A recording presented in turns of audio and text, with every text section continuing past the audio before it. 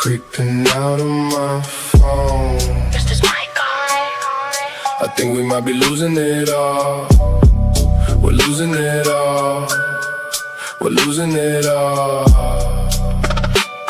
These Kentucky boys going to bar. You got Keefy, you got Jay, you got Grim. Is this mic on? You got Keefy, you got Jay, you got Grim. Is this mic on? Yo, what it is? Hey, man. Shout out to Cecil for that intro, man. That intro's dope. Oh, shout out. I like that. Every time I hear it, man. Right. What is that in the way of your camera, bro? What is that in the way of your camera? My bad, here. So,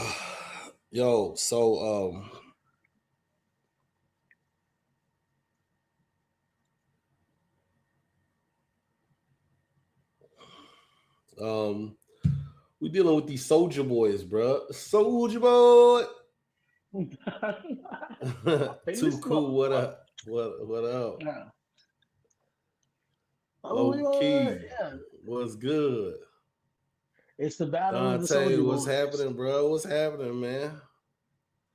Listen, man. So, we was out here doing some brainstorming, some scary stuff, right? And we got a Soulja Boy from Mo Thugs. Man, he out here dissing Bone Thugs. He done changed his name to King Jamma. And I stumbled upon this thing where Soulja Boy from Mo Thugs, I'm gonna call him Soulja Boy. I'm not calling him King Jamma, with all due respect, because we ain't dissing nobody for real. When I first heard him dissing Bone, I was kind of hot and I was trying to throw little shots just for no reason on some fan stuff, man. But I heard King Jamma, Soulja Boy. Hey, he's tough, dog. But my real question is, who really deserves the name, bro? Grim. Who really deserves the name Soulja Boy? Soulja Boy. No thug, man. He had it first.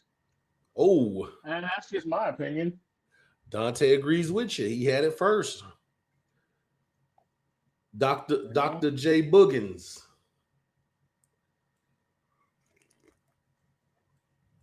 Oh, you have to go back. StreamYard's tripping, Jay. You got to go back out and come back in. We can't hear you.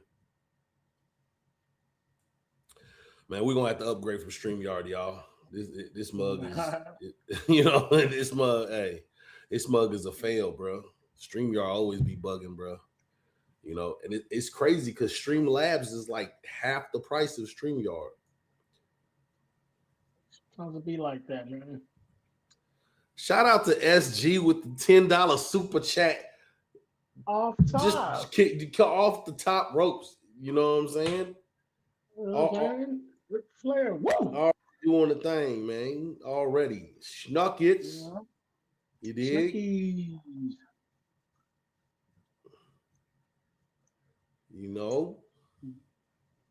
Jay still having difficulties on this. Yeah, he's still having difficulties. You gotta go out and come back in. Yeah.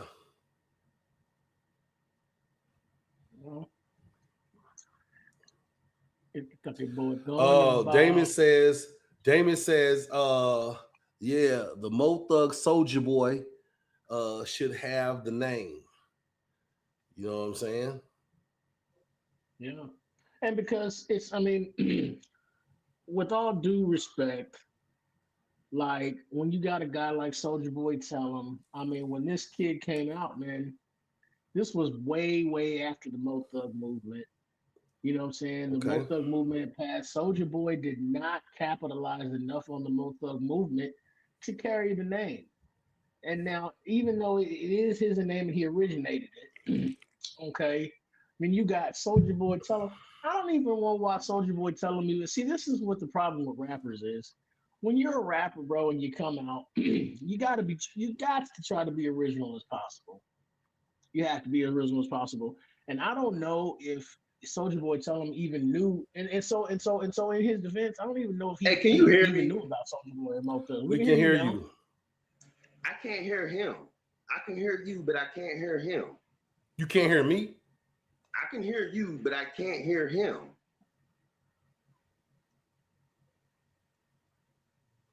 I don't Can't know. hear Grim. Yeah, StreamYard's a motherfucker, bro.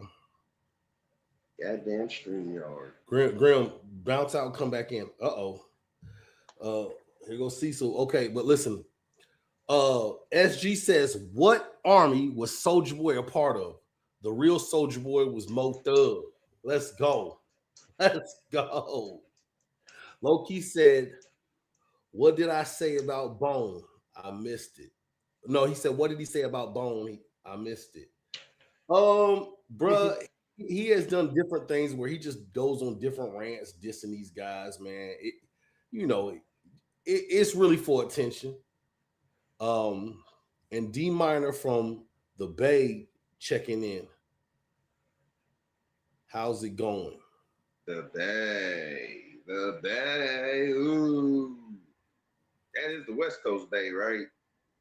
Beyond the Harmony checking in. Shout out.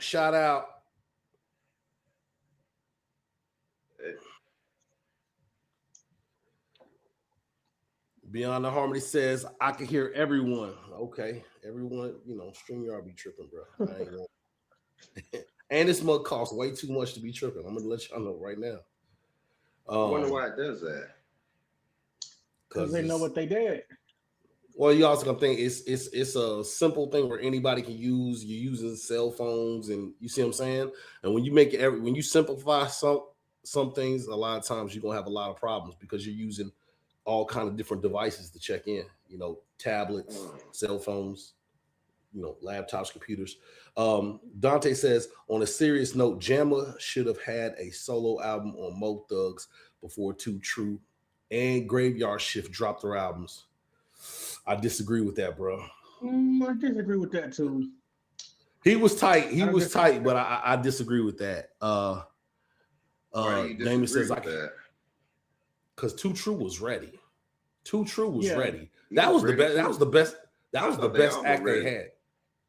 So, but it's one thing we know: Too True had an album already ready, prepared. We don't know where Soulja Boy was at on his album. Don't get me wrong, Soulja Boy was one of the tightest ones. Mr. Majesty was, man. They had some. They actually had some tight acts. Mr. Majesty wasn't on Mo Thug though. I know that, but I'm just saying he was tight too. He should have dropped a solo album too. He was tight too. But I said, you could be tight. We both know you could be tight and just don't have the material. Ain't that right? Ain't that right, Grim? You be tight as fuck and just don't have the material.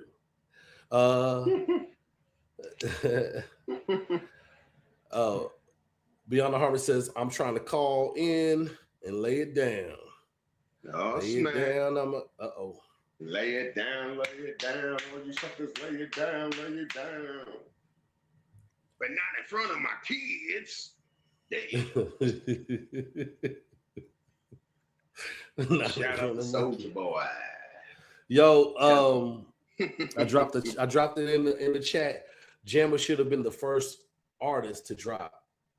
I mean, I understand what y'all saying. He was tight, bro. I can't deny the talent. I heard him now. Casino checking in, and he's tight, bro. He's tight, but he's just going about it the wrong way, homie.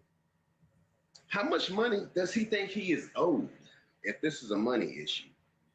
I don't know. Cecil West, what's happening, brother? What's up, y'all? What's going on? It's good to see y'all. My brothers from Is This Mic On?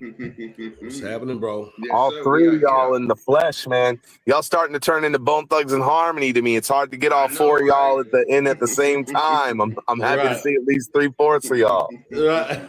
Right, man. Yeah, man. So what's going on, Cecil? What you think, man? Man, okay. So I saw this live pop up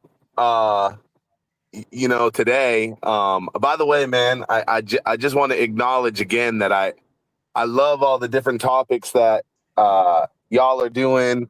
We used to do the question of the week, and it was a very similar premise. And I just love that you guys are all taking the time to, just think of a question that may not even be,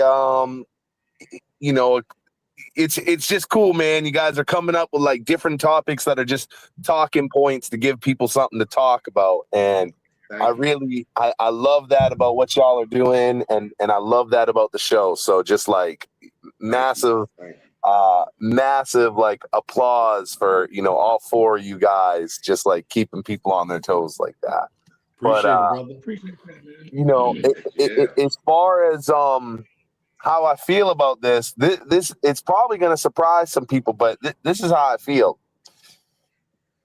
Soulja Boy, King Jamma, obviously original, you know, with Mo Thug, you know, a Sony Relativity deal, has a at least gold record.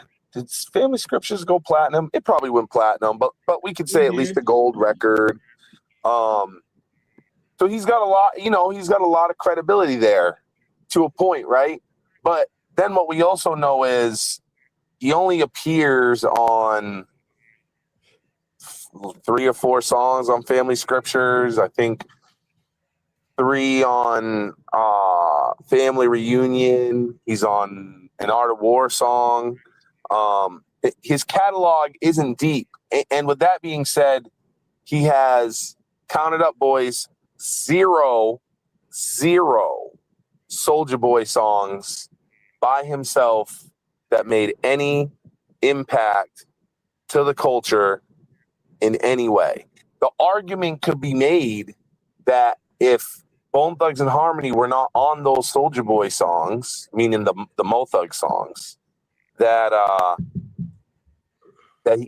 he may have never done anything. Now, you know, that's kind of a null point, because it's like, hey, well, he still did it, right? Like he still was on those songs. Those songs still did make an impact, right? Also, I don't know if you guys are aware of this or not, but Soulja Boy, Mo Thug, Soulja Boy, King Jamma claims that he went to court with Soulja Boy Tell Em and won the rights to the name, and that is why Soulja Boy Tell Em goes by Soulja Boy Tell Em. Now, RC Thugsta is very good at digging up documents and whatnot, as y'all have seen. We haven't found any proof of that claim. That doesn't mean it's not true, but generally speaking, court documents like that are relatively easy to get your hands on. But even if that is true, right? His claim to fame in that scenario is that he was the first one. Well, that's cool. Who has the most claim to fame, though, to be the guy? And it's like, bro, Soulja Boy Tell Em had a song so big that it absolutely, without a doubt, buries everything that Soulja Boy by himself from Mo Thug is a part of. In addition to that, for better or worse, whether it's music or just from a social media standpoint, Soulja Boy Tell Em still to this day continues to have a fair amount of relevancy, which, you know, King Jamma does not fucking have. The most relevant thing he did was go shit on Lazy and Crazy and all these guys recently. You know, and everybody was tuning in with the Michael Jackson eating the popcorn gifts because it was that kind of Kermit drinking tea situation. But he has no relevance outside of that. In fact, the guy wants to act like he doesn't need or care about Bone so much, but the most relevant thing he does is when he decides to go against Bone, right? So, like, does he have a claim because he was first? Maybe.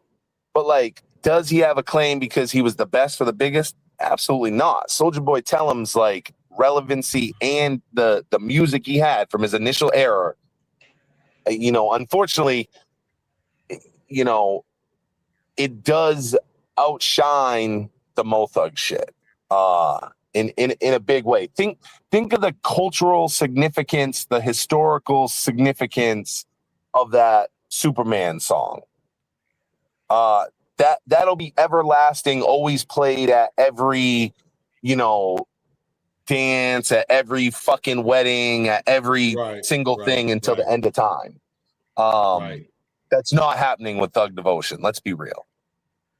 Okay. Well, let me say this though. What I believe happened is he seen Soulja Boy Tell Em come out, and Soulja Boy did differentiate. He did, because when he first came out, he did an interview and somebody told him there was already a Soulja Boy. He said, "That's Soulja Boy, spelled with an H. I don't have the H, and my name is Soulja Boy Tell Em." I remember it was I don't know what interview it was, or whether it was on MySpace or something like that. He clearly said, "My name is Soulja Boy Tell Em" for that reason. Okay. But the thing I think where Soulja Boy messed up is he didn't attack the situation. He probably looked at like, hey, this is a little boy. He has a little dance song and he's gonna go away. Right? He probably thought this is just a thing. He's gonna make a two-step song and he's out of here. Soulja Boy should have attacked it straight from the door. And him talking about Soulja Boy. At that point though, right? Like, did King Jamma Soulja Boy, did he even have like an attack, so to speak? Like, his relevancy was kind of wearing off at that point.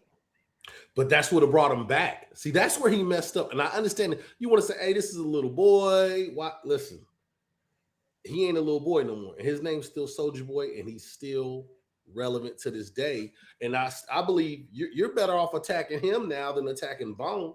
No, but think about this though. Crank That came out in 2007. Right. Mo Thug Family Scriptures was 96, and okay, nice. The Family Reunion was in 98. So we're talking 9 years past Soulja Boy, meaning King Jamma, 9 years after the last significant thing he was a part of came out. 9 years. That guy was most likely back living in Cleveland, not doing shit. So I'm not disputing that would have been smart at that time to go at him, but like, does that revive him? Think really hard back to when, Crank That Superman came out. Some guy in Cleveland saying, "Hey, he stole my fucking name." That wasn't gonna matter to all those kids that were doing that fucking stupid dance. You know what I'm saying? They would have been it wouldn't have mattered to the kids, but it would have. I believe it would have saved his career. Because listen, had he said something, I'd have been with it. I ain't gonna lie, I'd have been with it. I wouldn't. Yeah, I'd have rolled with him. Well, check this out.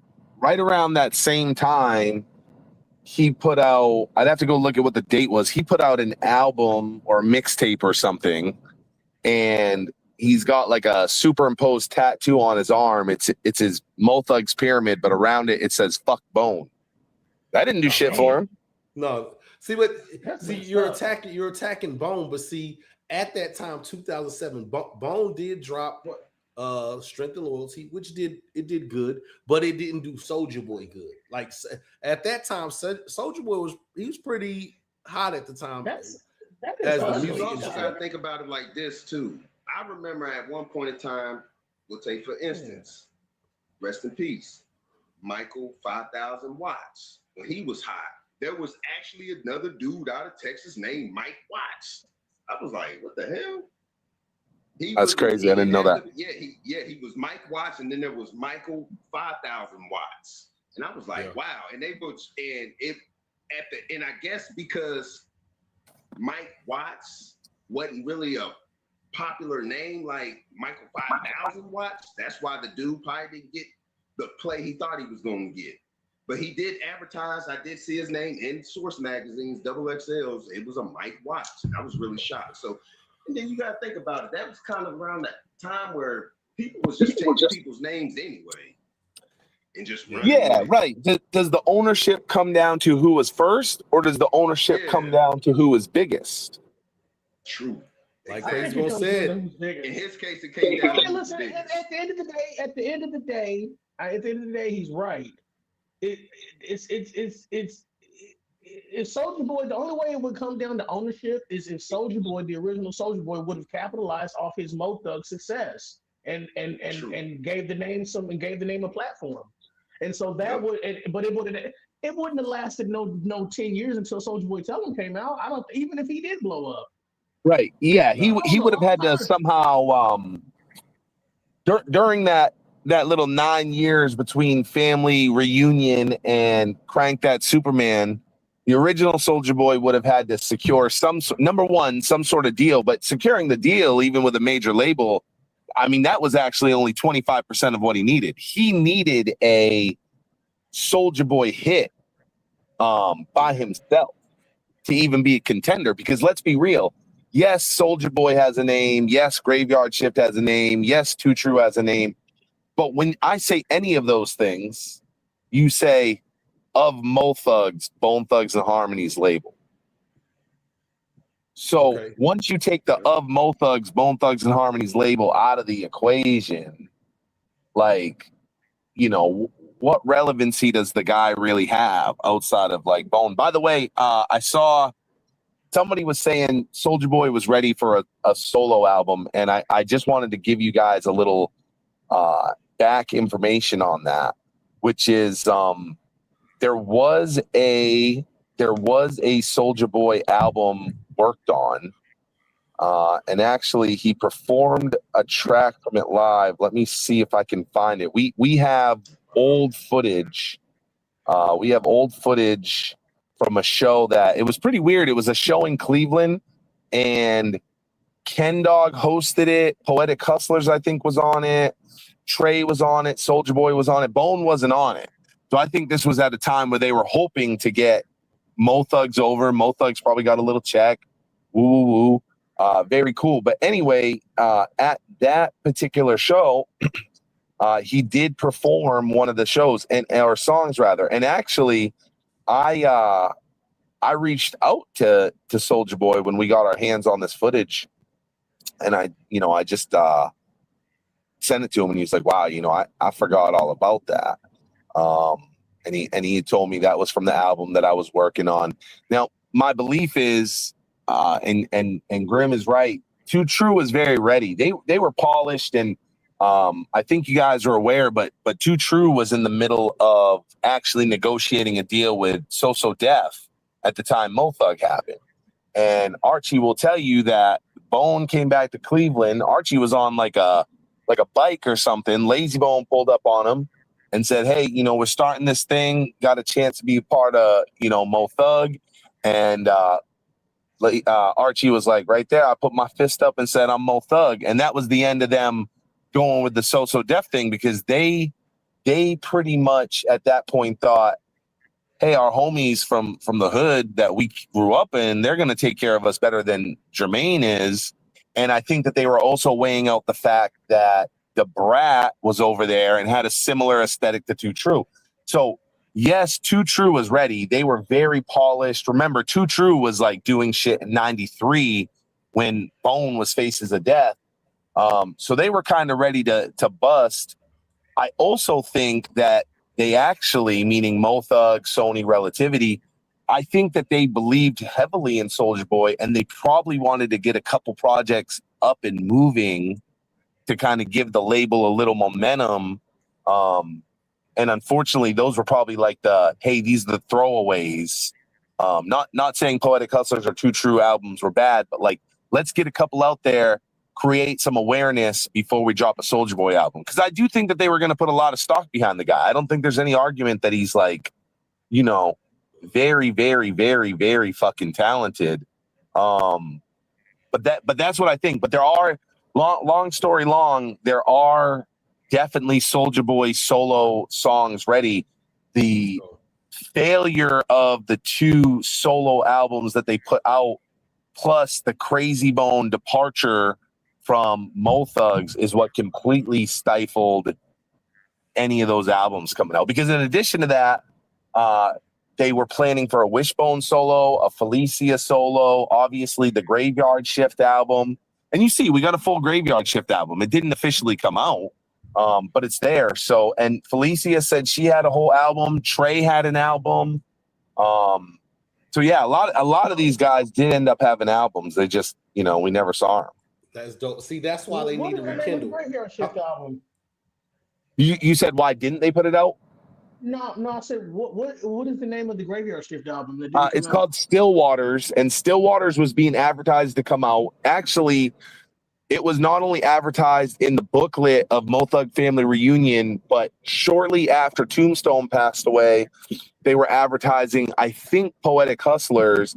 And so there was an ad with Poetic Hustlers on one side and a Stillwater's advertisement on the other side. But at that point, he had passed away, because also on the advertisement, there was like a RIP from Mo Thugs and Sony or Relativity to Tombstone. And so Stillwater's was set to come out. Now, what ended up happening is years later, Romeo, the guitar player and producer on there, he said, fuck it, and put out his own, like, you know, copy through his Crystal Ball Entertainment on his website. And when people get their hands on those, I mean, people pay anywhere from $500 to probably $1,000 for an original copy of that. There were 2 pressings, and it really is kind of a treasure. But it never saw like an official release. And that's because at that point, Graveyard Shift had been cut down to 2 people. Tombstone passes away. You got 1 guy. Are you going to make a run at promoting a group album that you can't do videos for, that you can't do, you know, live shows for, that you can't have a real follow-up to? If it is successful, right, and it does great, there's no follow-up to it. Tombstone's dead, and there's only sin left. Right. What about Gates? So Gates was out by then. Gates was only in there during Family Scriptures. Gates actually isn't even on Stillwater's, and Gates left GYS by the end of before I think even, I'm not gonna say it wasn't done, but Gates was out, you know, around Art of War time. And when he was on the show, he basically had just said, hey, I saw the writings on the wall. I had a problem with the contract. Other people say, no, he turned into Jehovah's Witness. He refuted that claim. But another member of Graveyard Shift, one of the originals, 101, came on the show, and it was like, nah, bro, Gates was out there knocking on fucking doors and shit. So it's like everybody's got a different story.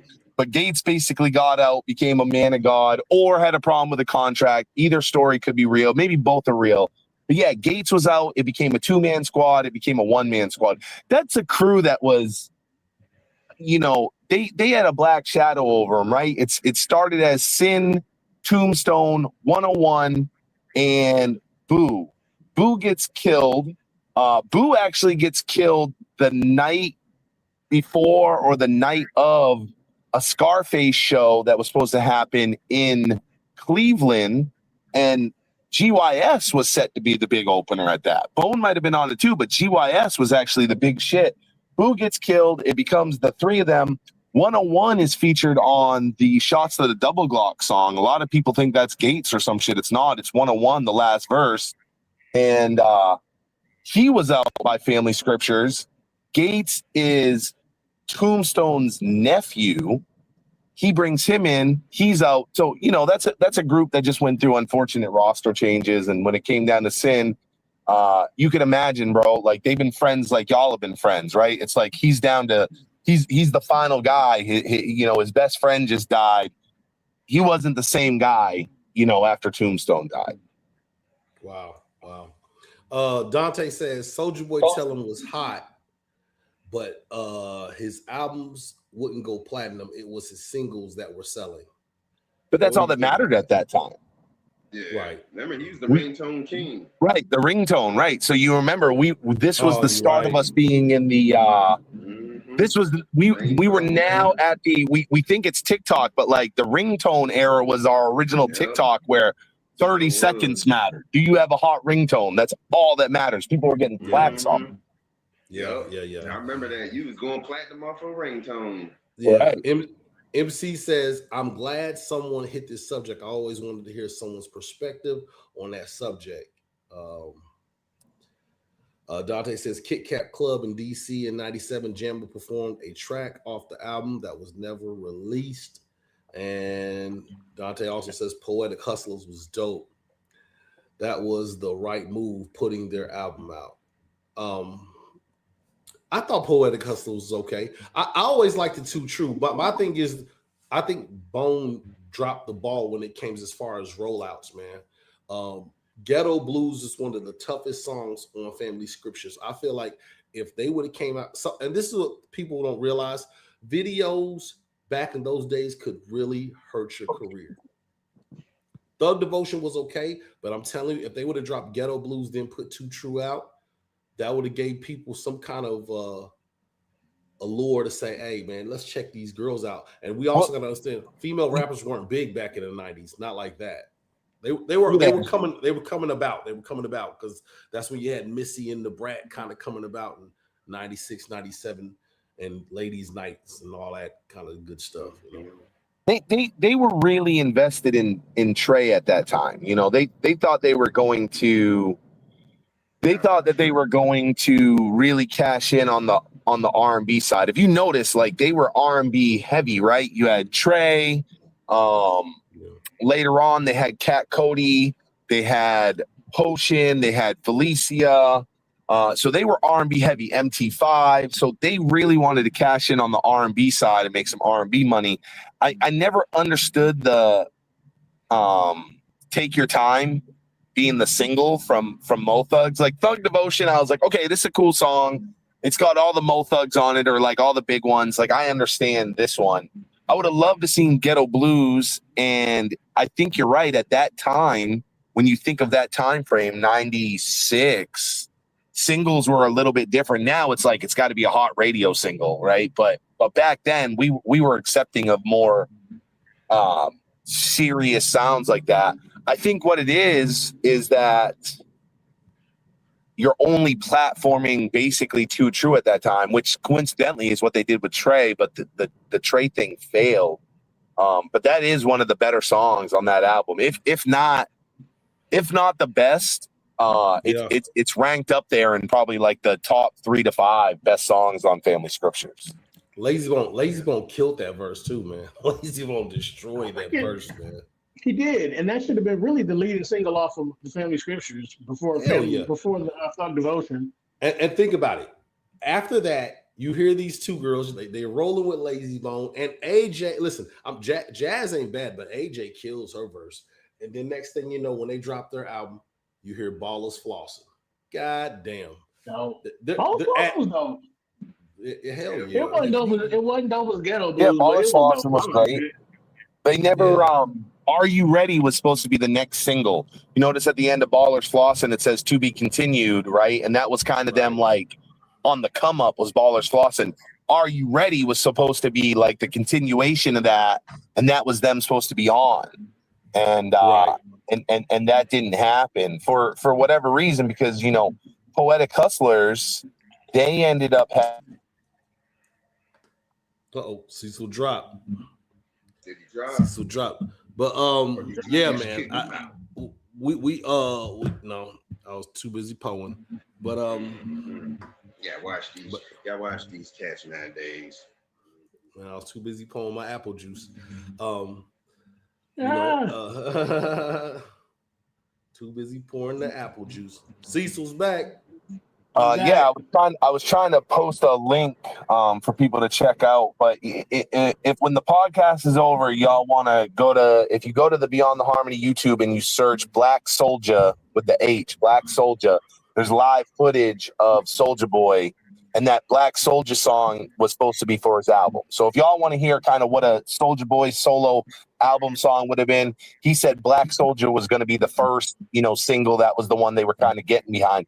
Of that whole night, of all the live shit that they did as Mo Thugs, Trey, Poetic Hustlers, everybody, that was the only song that they played that night that people hadn't heard. So, if y'all want to see what that's like.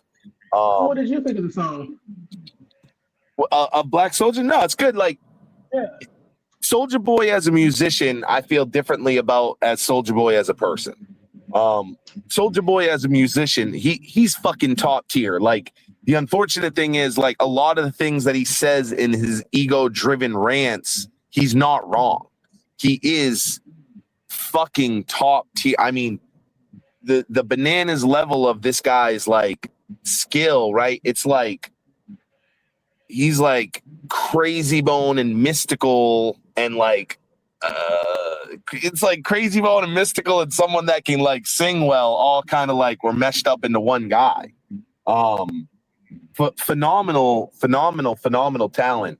But once the Mo Thugs, thing happened and it didn't go well, the story is that Bone was blackballing them, right? But let me tell you, if somebody is truly a talent that they think that they can make $250 million off, nobody's big enough to blackball that motherfucker. A label's gonna be like, listen, I don't give a fuck what Bone likes. We're fixing to pick this guy up. This is a superstar. And I got a question, Cecil. Yeah. I got a question. Sorry to interrupt you. This guy Yikes says, just a reminder, AJ wasn't a rapper, he's the producer. The Correct. rappers of Too True is Brenda and Jazz. Yep, Brina, yep. Brina. For years, I thought it was AJ. I'm not going to lie. Yeah, so AJ's Archie. Okay. So AJ Archie Blaine is AJ. When they were on their way up, before there was Mo Thugs and shit, Archie, his I guess his producer name or what, he was AJ. And he had AJ Productions. His real name's Archie Blaine, and they were all part of the Big Daddy Coalition, to the point that they even considered Bone Enterprise like Big Daddy Coalition affiliates. So the Big Daddy Coalition, I think Mr. Thoroughbred, all kinds of people were in it. Like they were really buzzing around Cleveland. So yeah, AJ is Archie Blaine. Hey, shout out to Yikes. Hey, shit, all these years I just now learned something. I didn't know that. I just knew that too. Yeah, me too. And I used to listen to the shit out of them. Here goes the link that Cecil had posted, y'all. It's in the chat, man. So there's the Soulja Boy. Yeah, like I said, it's probably going to be easier for y'all. Don't leave yet, but once the podcast is over, head over Beyond the Harmony, search Black Soulja, like SOULJAH, Black Soulja. You'll see a live video, and that'll give you an idea of what that would have been like. So it wasn't this YouTube you posted? No, it is. Yeah, I just don't know. You know what I mean? Or I don't know if people will be able to take it from that or not. So just in case you have to, that's how you can go find it. Yes, sir. Yes, sir. Okay, let me ask you this, because I had a question for you. Okay, so I don't know if you still talk to Lazy as much because he's been kind of a busy man. Yeah, I talked to him a couple days ago. I've seen him in flesh. They're podding with some other Bone fan site, right? And they're probably they're DJ Don's interviews or something. DJ Don, I ain't never, They got so Blaze is who's hooking him up with DJ Don, and of course I linked Lazy and Blaze. So okay. So DJ Don's cool, huh? He's cool. I mean, Blaze is who's linking him up with DJ Don. That's all I'm saying. Okay. I got no hate. Okay, gotcha. It's all good. So with Lazy going back, because I'm a Bone fan, but Lazy's the one that I gravitate to. With Lazy going back to Cleveland, would this be considered problematic from a Lazy fan standpoint? It's as far as what? Because when rappers go back home, problems can't arrive. They can't arrive. When you keep going back home. You know what I'm saying? And he's been to Cleveland a lot lately. Well, he's been working with Chill. They just they did that all pink whatever thing. Lazy was I forget what it is that they awarded him. So I mean, I don't think it's a problem, to be honest. Lazy is I think Wish is still in Cleveland, but Lazy's probably the one that goes back the most often.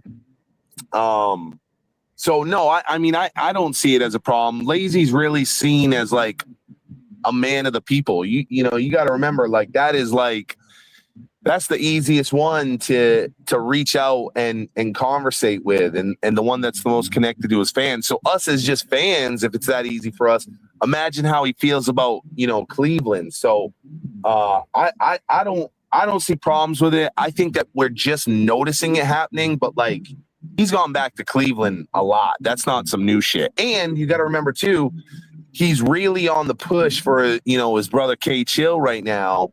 And that's why you see him involving K Chill every time he comes back to Cleveland as well. So it's like, you know, he's going back on the K Chill tip as well to help chill out.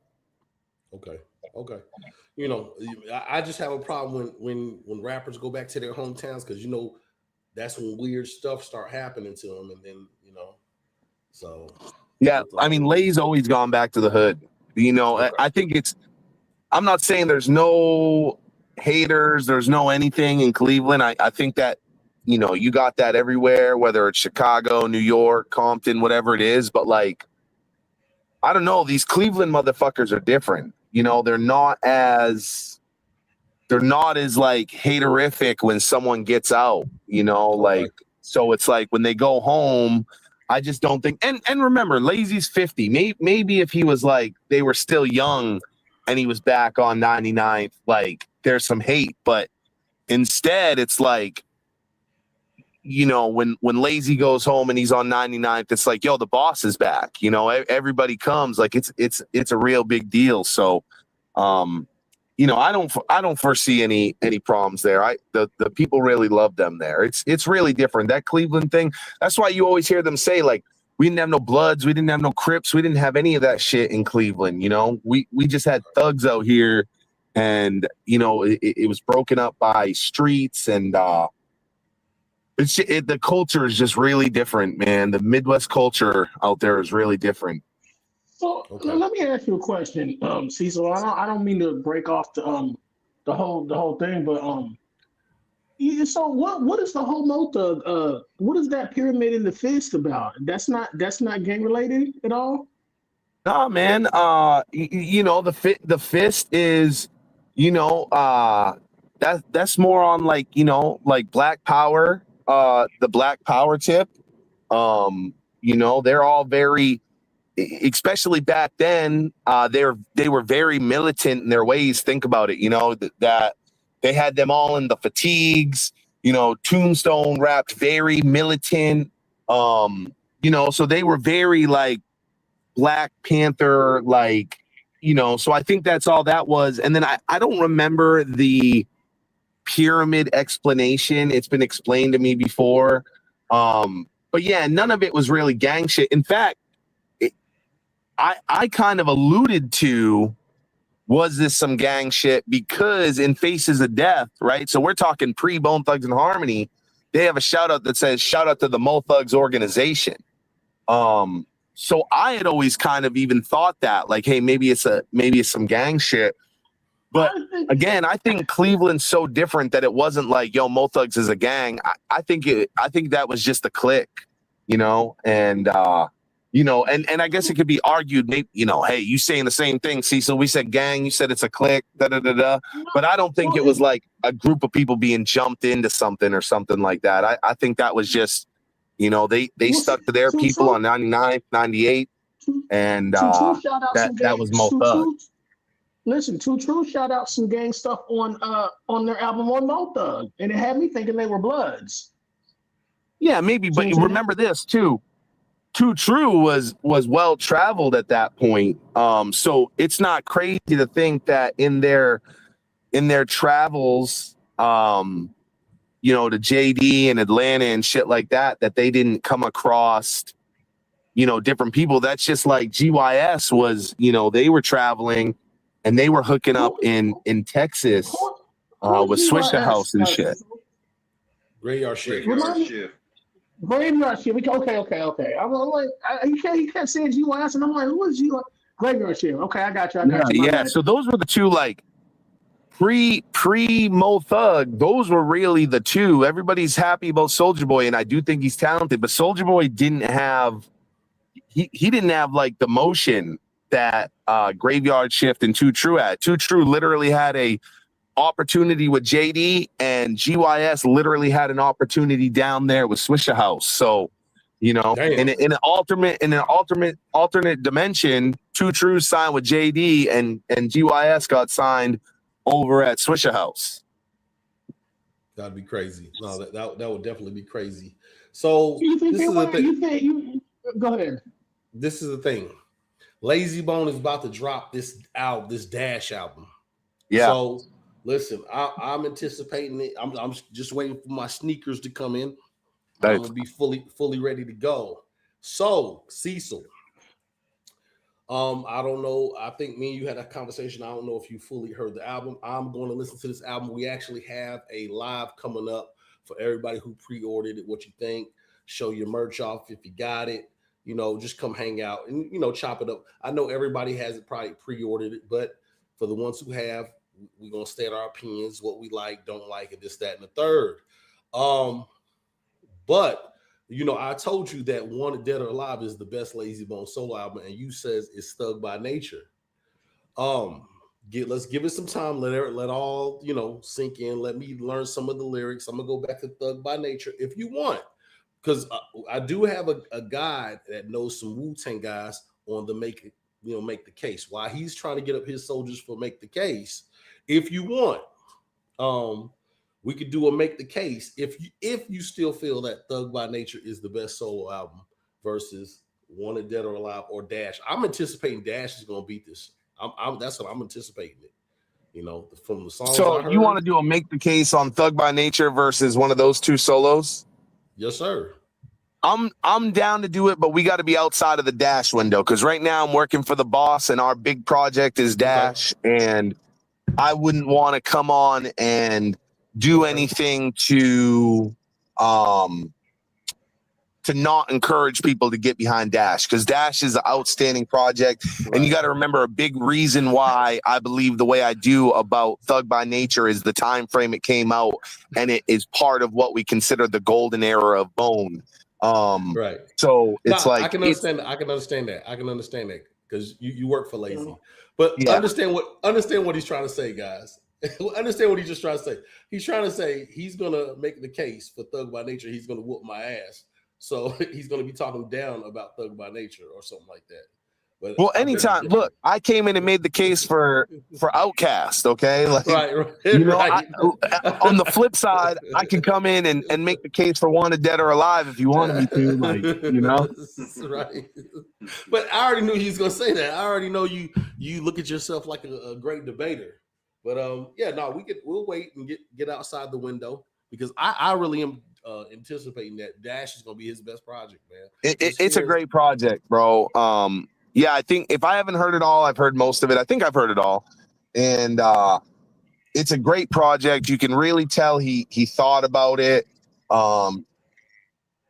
The beat selection, just you can tell that it wasn't something that he just slopped together as quickly as he can. Lazy really cares about the quality, and when I say quality, not like the recording quality, even though that's phenomenal on this one as well, but more like he really cares and still has that I want to make a classic mind state. So Dash is great, and what's coming after Dash is fucking great.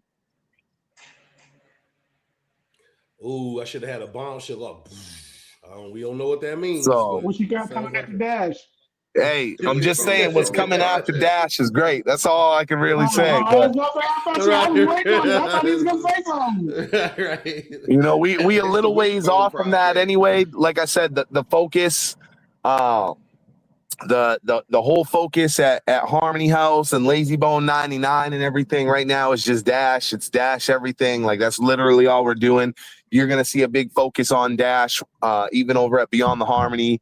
Once the project is out, and man, Dash is phenomenal. I don't want to sidetrack y'all though, so I just wanted to come in. I wanted to say what I said about Soulja Boy. Hopefully that gives y'all some extra talking points that you might not have thought of, as far as just making the case for Soulja Boy Tell Em. Soulja Boy, the original, phenomenal talent.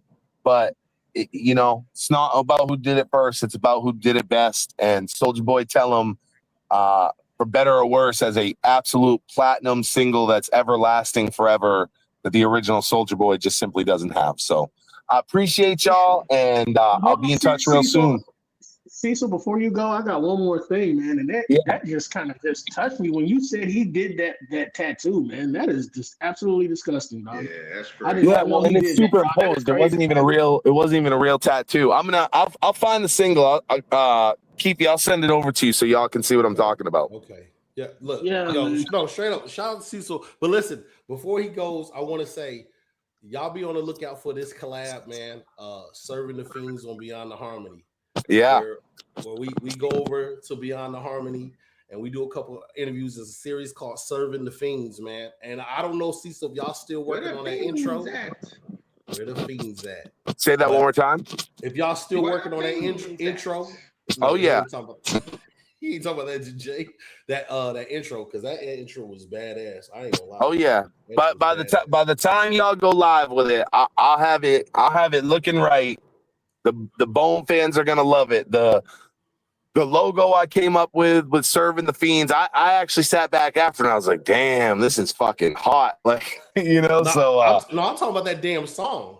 Yeah, the song is great. I'll probably I thought more about it. I'm like, hey, fuck it. No one's gonna know what I used. I might just run it the way it is. So I got a couple different versions of that. That literally uses elements from a Bone song that hasn't come out yet from the new album. But I don't want to step on toes, so I don't know yet. But I think I want to use it that way. And the intro music goes hard. The logo goes hard.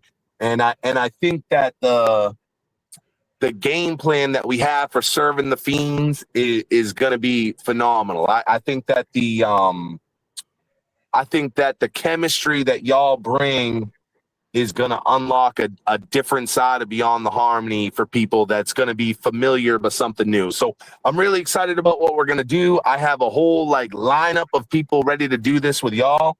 And the first one, I know we haven't announced it yet, but they've been asking to come on for years and I just haven't been able to work it out. And I think that as a community, meaning the Bone community, and now the Beyond the Harmony is this Mic On community, this is going to give us an opportunity to hear a lot of stories that we'd be missing out on. And we're just looking to tailor as a collaboration between us all, doing what Is This Mic's On does with the Beyond the Harmony style. And we're gonna do something great, man. 2026 and season 6 of Beyond the Harmony has just been outstanding, and adding y'all to it is I'm so proud of y'all in the short amount of time that I've known you guys, because the K-Till thing was kind of a test, and I was like, well, let's see if they're up to the test. And when y'all delivered, I was like, yo, these are the right guys, and I've just been so proud to watch the evolution of y'all. So I appreciate y'all. I'm dipping out, and I'll be in touch soon. Appreciate it, brother. All right, bro. All right, y'all. That's Mr. Cecil West right there, y'all. Yeah, Cecil West. There go them bombshells, man. We need the little. Yeah, so you like Cecil say, Lazy Bones the boss. So we go on Beyond the Harmony. Cecil's the boss, and John's the boss. With the sauce, That's kind man. of crazy, man. Yeah, we need those bombs to drop on you, Mr. Matthew Smith, aka King Jamma, with these tattoos of this rhetoric stuff. That's crazy. Drop bombs on that guy. Boom, Tattoos. Okay. Is that what we doing now? Low key says, until then, Keefy, it will be my pleasure to enlighten you on how Thug by Nature is better than Wanted Dead or Alive. Ooh. That's crazy. That's crazy, bro. Low That's crazy. blow from the low, bro. Cleveland as a city is such a musical place. So much history there. Man, we gotta take a trip to Cleveland. We gotta take a trip, man. We went to Cleveland. No, I ain't talking about a bus trip. I'm talking about staying there. We got the hell about it. The intro to Hypnotic Rhythms gives me Mo Murder vibes with that piano. Now, who is Hypnotic? Whose song is Hypnotic Rhythm? Is that That's Lazy. It's Lazy? I think it's Lazy. Bottom line, people. Jay and Mike, Power Ranking Show. The bottom line, people need to understand what they talk about. Did Bone do Mo Thug wrong? That always gets asked, right? The Mo Thug artists were simply not as talented as Bone Thugs. That's pretty much it. That's it in a nutshell. That's it in a nutshell. That's it. That's it. Yeah, you can't be Bone, man. You might know Bone, but you can't be Bone. That's it. I mean, I think that's how everybody is because we've all been on a But label. who on that label sounded like Bone?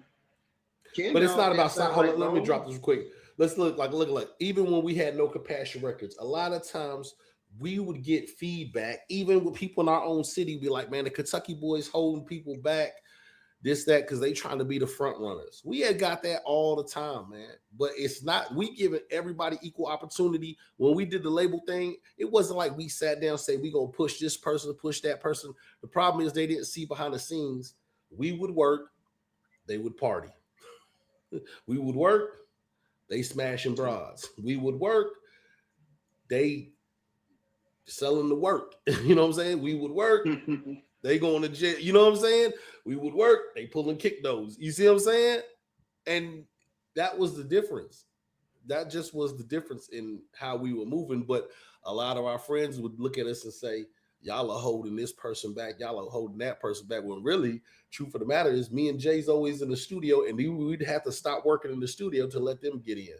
So a lot of times when you know people, it's just really a matter of opinion based off of their perspective on friendship and what they think you're doing.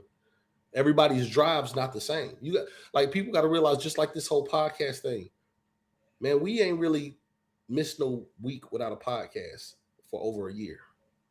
There has not been 1 week we ain't dropped something for over a year. We really do this like a job. Like, Jay's either going to call me or I'm going to call Jay, or somebody's going to call and say, hey, man, what we doing today? Like, it just takes perseverance, man. You know what I mean? So you could be as talented as you want to be, but if your perseverance don't match your talent, it don't matter how good you are. That goes for Mo Thug. That goes for anybody. Nowadays, you need a hit. Right. But look, it don't even matter if you make a hit. Let's say you make one hit, but you don't have the perseverance to make another one. That hit don't last forever. You ain't so mix a lot. Man, what's his face? Fucking dude from Brooklyn, man, Panda, designer. No, right. He did not have the perseverance. Made a hit. Couldn't do it again. Right. Jay and Mike. I bought the first Mo Thug album in '96 in the day, '96 the day it came out. I loved it, but there was no way anyone can say any of those rappers, besides the possibility of Soulja Boy, could flow anywhere near the level of Bone. Man, these are facts, bro. He's spitting straight facts. Tombstone could. I think Tombstone could. No, listen. Ghetto Blues was proven by Tombstone was tired of Soulja Boy. Albums. Poetic Hustlers was just a coverage of best. It was average best. Average at best. I thought Poetic Hustlers was good. JB, what up? I didn't think they really had no soft ass acts for real. You know what I'm saying? JB says 100. It's a pill that some folks can't digest. I agree with y'all. Yeah. Mr. Rotten says Soulja Boy Tell Em is a joke. Man, hey, Mr. Rotten, that is a scary ass picture, homie. I'm not gonna lie. You definitely, hey, y'all can see this picture. Listen, you do not want to meet this guy in the dark alley. He look like he will twist your ass up, dog. JB said 100. My point is, if they were as talented, as unique and all that, they would have made their own money and made their own place in the rap game, because talent can't be denied. That's not true. It's circumstance. Bone, bro. No. Because see, Bone could have not got discovered had they not had perseverance. So it does matter. It definitely matters, because you can be tight is what you want to be, but if you're not in the right place and you don't know the right people, you go nowhere.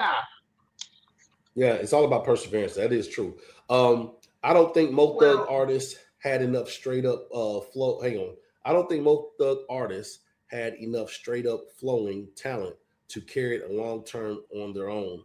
Even the individual sold Mo Thug songs without Bone on the Mo Thug albums weren't great. I think he's spitting truth, bro. we can't really say all this, especially if we hearing they had So Def lined up, they had Suave House. So somebody else recognized their talent too. They just chose to stick with the homies. Let me just say this. I'll say this. The homies. Just because you're talented, don't mean somebody else ain't gonna see that you're talented. What he said was he didn't say they weren't talented. He was saying they're not as talented. They weren't on Bones level. That's what he's saying. He's not saying they weren't talented. We're not saying, listen, and you got to understand back then too, Bone was on their own level. Nobody was on their level. They were their own thing. You can't, if you're your own thing, nobody can get on your level. I'm my own thing. You can't do what I do. I created this. Right. So you can't get, so why would I want to be them? That's why they were so pissed off with not signing nobody, because they were their own thing. We don't want no Bone clones. So even if I did try to get on your label and sound like Bone and flip it and still sound nice, she gonna be like, nah, I can't put you out, bro. You gotta do your own thing. Right. JB says, honestly, Poetic Hustlers were trash. Oh. They kind of were. Yeah. They kind of were, bro. I'm not even gonna lie, dog. Jan Mike says, and I didn't want to say, I hate saying it about Mo Thugs because them is my guys, man. But yeah, go ahead, man. Go ahead, Keith. Jan Mike says they all sounded good together with Bone, but put them on their own, and it just wasn't there.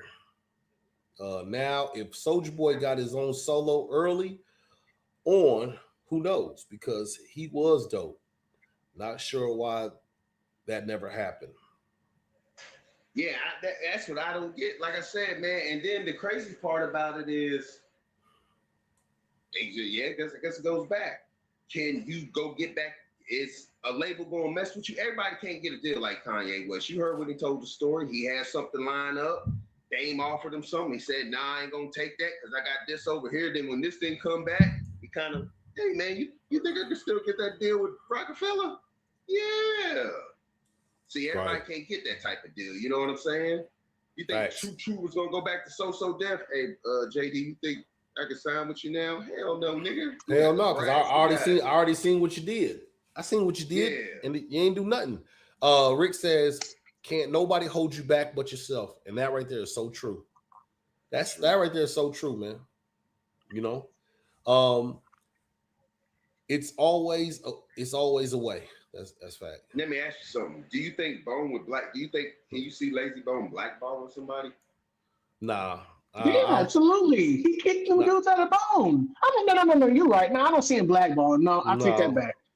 He ain't gonna blackball him. This dude, just because I'm thinking about the whole him kicking motherfuckers out of Bone. I don't even know. Like, I don't even. That was beyond me. Like, these guys are doing stuff that's way like Bone to me is all five of them guys. It could never be just Lazy Bone just because he came up with it. It would have to be all five of them. That's Bone. Right. But you got to understand, man, since he came up with it, right? And since he sacrificed so much for it, and you're not doing what he believes the best interest for Bone, of course you're gonna try to protect that, bro. You're gonna try to protect it. That's the bottom line. Mr. Rod says Scant Bone was decent. I ain't heard enough to even say he was decent. Scant Bone, yeah. Let me know when I can jump on, bruh. I dropped the link. I'll drop the link. Let's go, Damon. You know, Soulja Boy started his own record label too, called Tally Up Records. I ain't know that. Yeah. Dante says the designer song Panda has a sick demonic meaning behind it. What is it? I want to know. Another day. Oh no, man. Now see, you got my interest peaking. I want to know I want to know about that. Mr. Rock must be laughing at us. That picture. That picture is wild, bro. He said they did say he had some demonic stuff in the Timmy Turner or something too. Yeah. All the Mo Thugs album only had a couple songs that I liked. I can dig what you're saying on that.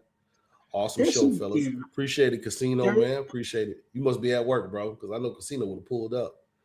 Low Creed was good. Casino. If I can jump on, I have something to say about about this. No facts. Pull up, man. We dropped the link. Jay and Mike Power Ranking Show says, I get what you're saying. They probably did get screwed over, no question. And I like Mo Thugs a lot, but they were not nearly as good as Bone if they were on their own without Bone on a track. I agree with that. I'm gonna tell you right now, even though we dropped the link, even though they were pretty good. I'm gonna be honest with you. Against me and my guys, we listen. If we had a battle them, we would have rolled on them, dog. Soulja Boy would have gave us a problem, but a lot of them dudes would have got destroyed. And I'm just telling you the truth. Let me ask you guys a question. Which song, since he brought that up, which song on the Family Scriptures that did not feature Bone do y'all think was the best? Didn't they all feature Bone? I like the Ken Dogs. Ain't reasons. King Dog, yeah. like the King Ain't Dog. no reason for the gay souls play. That was tight, bro. Yeah. That was tight. And that Too True, both them Too True songs. But they had Lazy on there. No, there was three Too True songs. There was Ghetto Blues, Welcome to My World, and Too True. D Minor, what's happening, bro? It's going good. How y'all doing? Can y'all hear me? Yes, sir. Another day in paradise, bro. What's going on, my brother?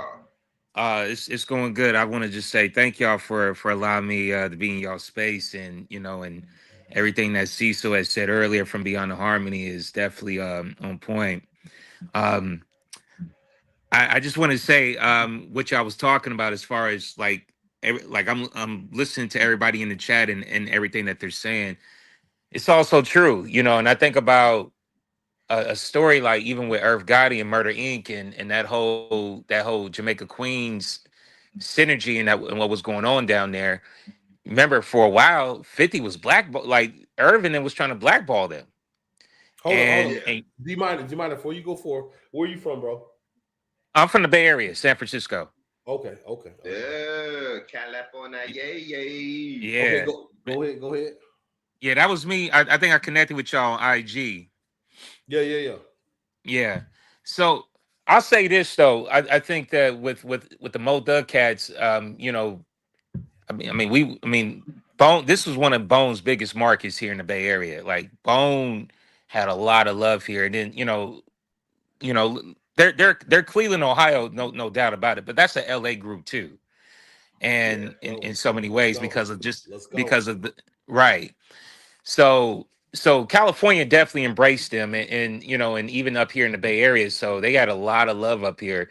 But even when Mo Thugs came about, there was some talented cats in there, and but I think to what was said earlier, they needed to push themselves. They needed to have the drive, the determination needed to be there because it's kind of like this.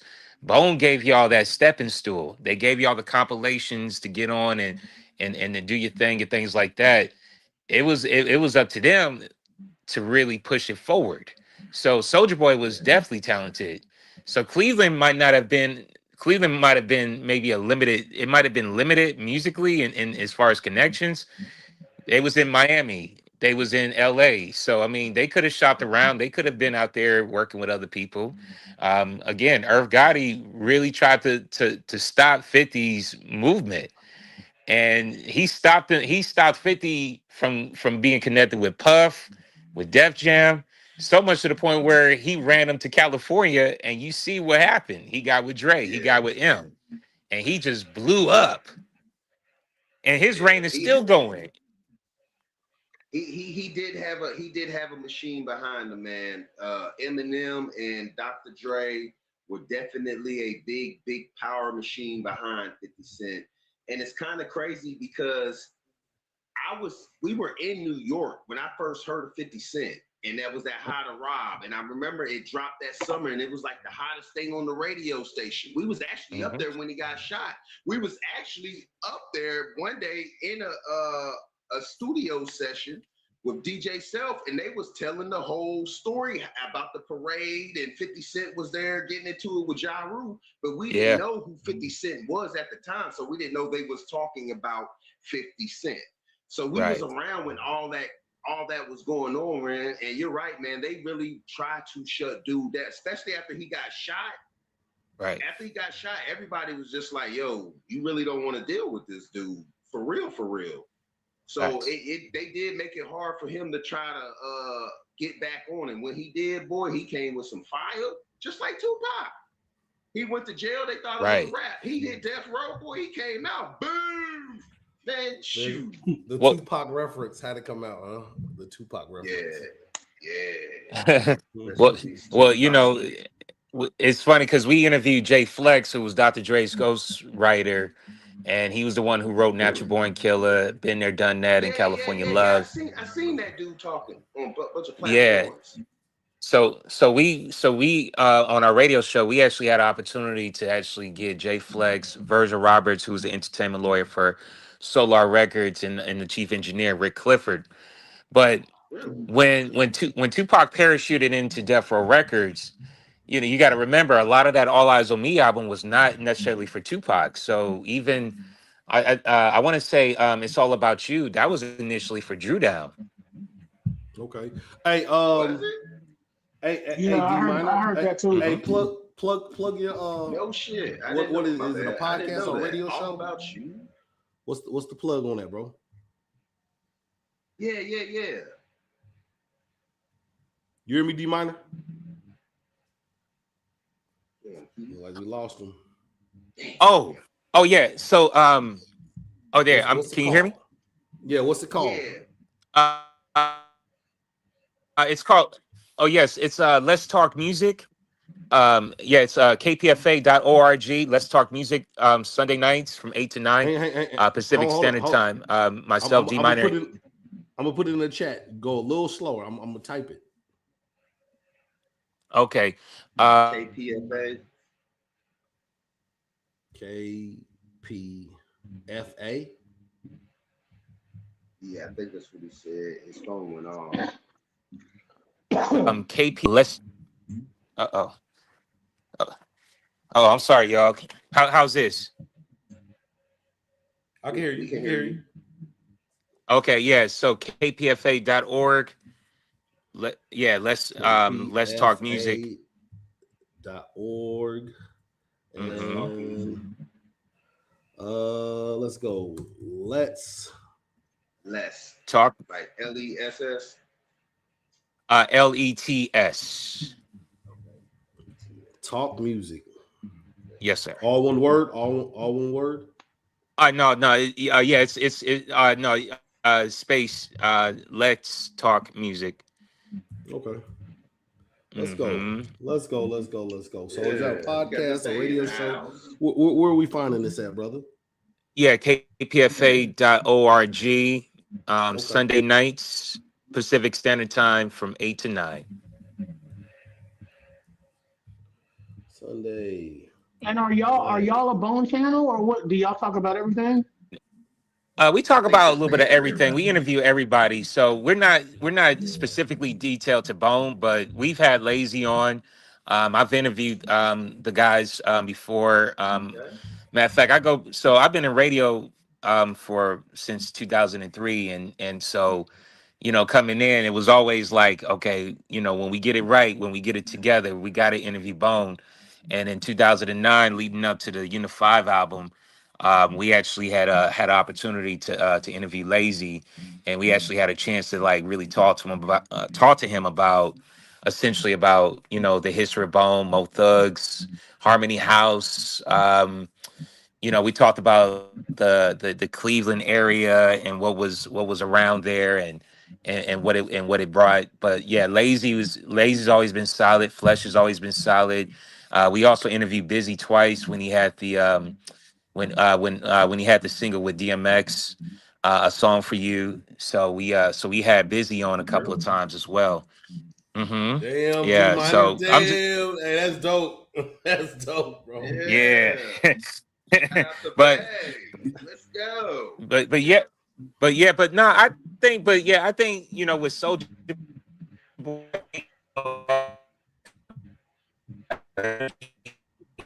You Hold up, breaking up, brother? you break.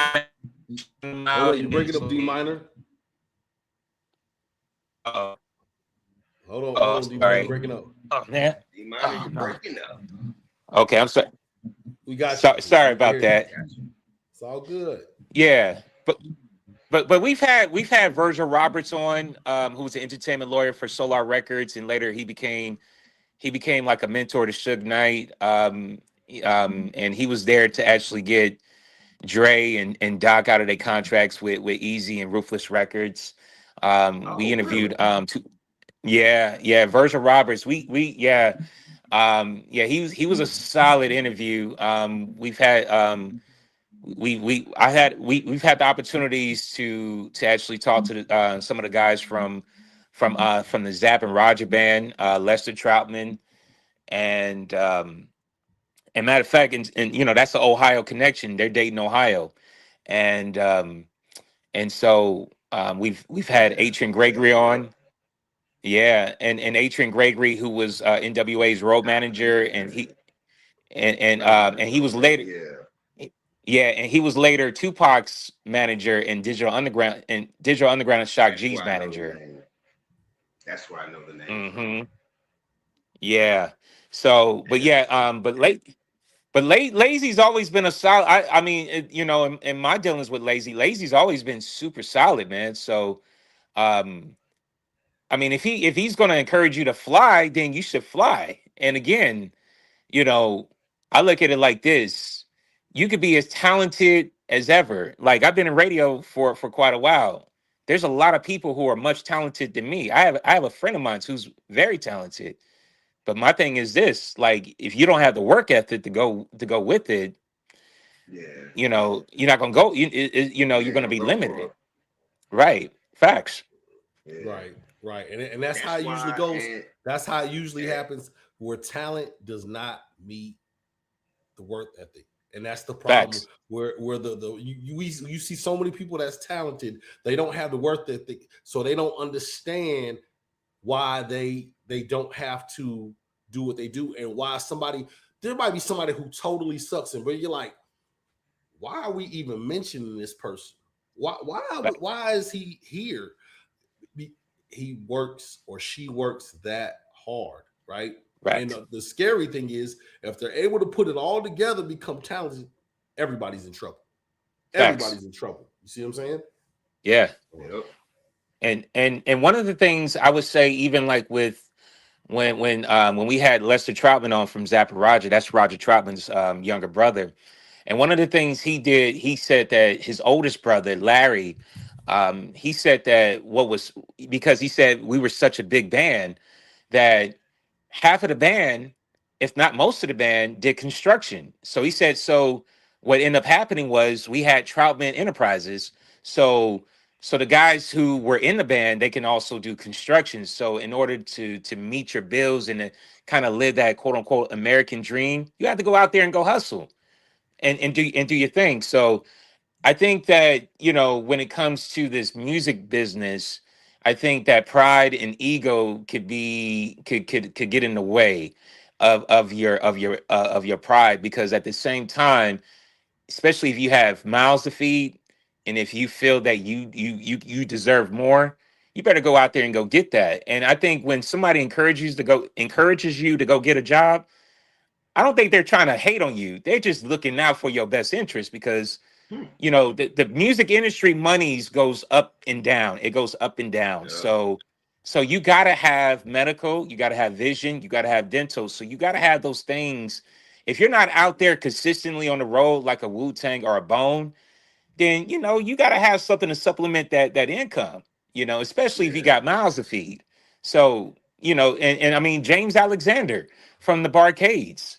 Um, he had a job, but he was out there on the road with the Barcades doing his thing. But Jazzy Faye, who's his son, he had to go feed him. He had to, and his other kids. So that's just the reality. So you kind of got to get out of that illusion. So I think, you know, to me, I think with some of the guys, in that Mo Thug camp could have, they could have done that. They could have found ways to make it happen. Yeah, because you Right, be like right. that rapper. You see that rapper they got now that's door dashing. I done seen a couple rappers. Yeah. Like, they door dashing. Hey, Yeah. hopefully, Soldier Boy can find his way back, kind of like K Chill, man. Like I said, we ain't got the whole story on the K Chill thing. Right. Mike, what's happening, man? And you see, if y'all been watching on Instagram, Facebook, K Chill and Lazy, man. Right now, they thick as thieves. I wouldn't put him as close as Ken Dog and Lazy, Yeah. but damn near close. You know what I'm saying? And I Oh love yeah. seeing it, man. That they didn't rekindle their friendship. They getting back to the money. They trying to make Cleveland great again. And I love seeing when people come together because that's how we are. That's our personality. We laugh and joke. We'll clown a lot. Some people don't like it, but at the end of the day, we clown and really to push you towards something, better than what you're doing. You know what I'm saying? So Absolutely. that's normally how we do it. We gonna clown your ass until you do it, or you just gonna get the hell away from us. It's gonna be one of the two. You know what I'm saying? Yes.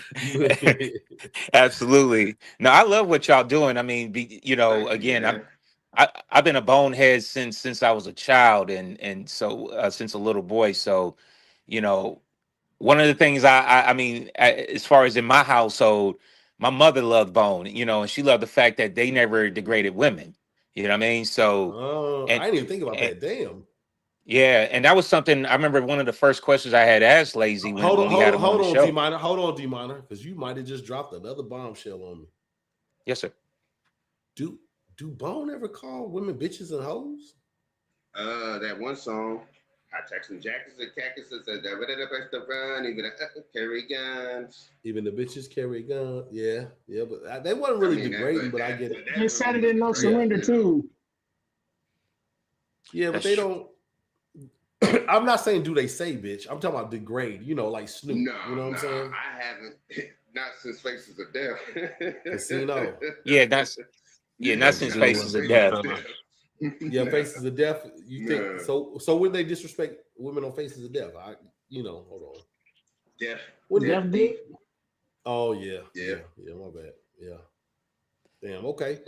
No, that's very true. I didn't really realize it because they don't have a lot of female songs. You know what I'm saying? No, they never. Now sings. They be knowing stuff. Yeah. I mean, that was kind of like I appreciated that, and one of the things Lazy has said to us back in '09 when we had him on the show was that he said that we have, he said most of us had kids early on, and daughters and things like that. So that was kind of like an area that we didn't really tap into as much like that. So he was like, and most of us came from single parent homes. Huh. Yeah, didn't know that. Yeah. Mm-hmm. So that's the thing, and you know what? He's so right on that because I am terrible with the words, man. I'm not as bad as some of us on this panel with the words when we talk about females, but I am bad. But because I have daughters that watch this stuff, I don't use those words. Active, you know what I'm saying? Like I'm really conscious about that. So I don't know. I wonder if Eazy-E would have made him do a girl song. I'm sitting here and think about it. Nah, y'all got to do something for the girls. Well, you see what he did for the love of money. True. I'm saying, when you used to go to sleep and you playing creeping on them to come up. Song. No, bro. But when you do a creeping, listen to creeping at the end, yeah. You gotta hear it and get up before it gets to that part because my mom be looking like, what the? Oh no. So. Well, yeah, no. I think what this brother's saying, Jay and Mickey and Mikey. I think that's true. If Bone wasn't, if Lazy and Crazy wasn't on Thug Devotion, it would have just been a song that would have been more in. It would have been popular in the Cleveland and Akron and Shaker Heights areas. If they weren't there. They were big in KY too, because I remember a long time ago. I don't know if it was true or not. I never seen it, but I remember one of the girls from Trey had a relative that lived in our town, and they went to Walmart or something, and the whole town was like, Trey. Everybody just flew to Walmart to go see Trey.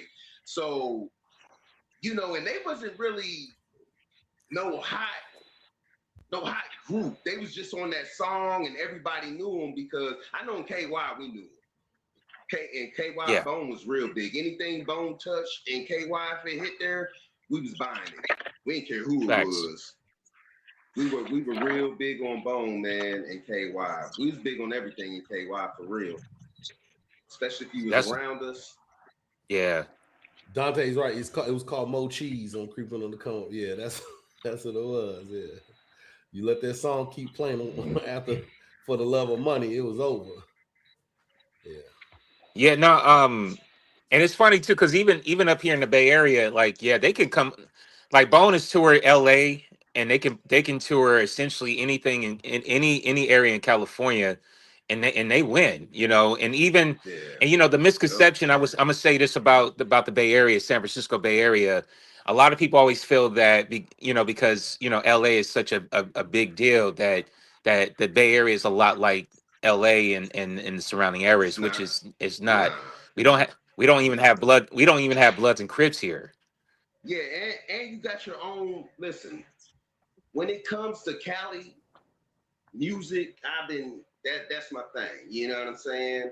I was born out there. I stayed out there. My dad's still out there. So, and I used to go back and forth from California to Kentucky during the summer to go see my dad and stuff sometimes. So shout out to Oceanside because that's where he used to stay at. But anyway, the Bay, even Sacramento to the Bay, the music is different. You just got to know what you're listening to. You know what I'm saying? I can tell the difference. I can tell immediately off top when a Bay beat come on. If you ain't doing this, if Mac Dre, he when he passed away, bro, he put a blueprint down that them dudes is just capitalizing off. Like, I heard a beat. Somebody put me onto a girl. Yes, Mia Camilla. Oh damn, what is that song called, bro? I was banging it yesterday, man. Mia Camilla. I think I'm saying the name wrong, but she's out the Bay, bro. Are you talking about the hyphy movement? Yes, the hyphy movement. They like took that and just made it and just build it on and on and on to it, to where now it's like it's its own thing. Yeah, its own thing, and people, you can, if you know, you know. If you don't, you probably be like, this sounds like some California music or some West Coast. This is Bay Area shit right here. You gotta scrunch your face up, pop your collar. You know, all that. I can't get into it. Was that what you was doing out there, Grill? No. Okay, check it out. Hold up. Let me get this. Hold up, check it out, because we lost Casino, man. Casino was at work, man. We couldn't get Casino in. Let's get Mike. And Mike says, what y'all think about Bone giving fans 3 unreleased tracks from each album, which would be a 18-track album until the new album drops? What do y'all think about that? That'd be dope. That'd be tight. Give people something to look forward to. You know what I'm saying? There's already talk about a Wish Solo project, so people are already on the edge of their seats for this. It's about to make history. JB says they now have versions of Mo Cheese without the female moaning on YouTube. Dante says that was Jewel moaning on Mo Cheese. That was her singing too. Yeah, Jewel from Death Row. Yeah, well, I think she was dealing with Eazy-E too. I don't think Jewel was signed to Death Row. Thug by Nature, 1999, the Grape skit. You know what I mean? D-Minor, what's your favorite Bone album? Ooh, my favorite Bone album. I have to say, you know, honestly, I would have to say it would be Resurrection. I thought Resurrection was a you know, Art of War is I love Art of War. I love me some Art of War. But I have to say, I think Resurrection, because coming off the heels of the Art of War, Mo Thugs, the Mo Thugs family reunion, and Thug by and not Thug by Nature, but Thug Mentality and Heaven's Movie, and THUG. It was good to see and hear um, Flesh, Lazy, and Busy together, especially Flesh and Busy, because because they weren't around as much, and they were kind of like the MIA guys at a certain point. So it was good to see them together. And then one of the things I noticed that at times you didn't get all five members on one song. That didn't happen all the time. So you can you'll get the Lazy, Busy, Wish, and Crazy, or you'll get everybody except for Busy. So it was good to kind of get a chance to get Busy and Flesh, they thing to shine. And then Lazy's always been the standout, and whatever he did, he was always that anchor to the group. So Resurrection, I would have to say, was like a favorite of mine. Okay, hold on real quick. We about to get to you, Casino, real quick. So because y'all asked that question, and Mike says Art of War is his choice. Mm-hmm. D Minor says Resurrection. I've never heard nobody say Resurrection. That is a wild one. I've never heard nobody say that. That's a good album, though, man. Dante said was a great Eternal. album. It was, but the best album. Dante says Eternal. JB says Art of War. Casino. What's your favorite album from Bone? What's good? Man, I said Art of War. What? But even low key says Art of War. What? Yeah, but Resurrection, I would pick Resurrection because this is the first time we hear Flesh on every track. Yeah, I can. You know what I mean? So I can understand that's why that Resurrection would be like a collector's album. You know what I mean? Flesh was cooking. Yeah. But I wanted to touch base on the whole Soulja Boy thing real quick while I still have signal. When somebody give you a platform, and 50 Cent had the same issue with G Unit. Once your face is out there, you don't need to wait for the ringleader to tell you how to move. If them jokers all that time they was coming back to Lazy and getting them checks from Lazy, y'all could have went and paid for some cheaper, affordable studio time and start working on songs. Get some, producers who's trying to do their debut and all that good stuff. You could have did a budget album and then be like, yo, Craig, or holla at anybody from Bone. Look, I got this project. I need a verse. Them niggas would have went and did that verse for nothing.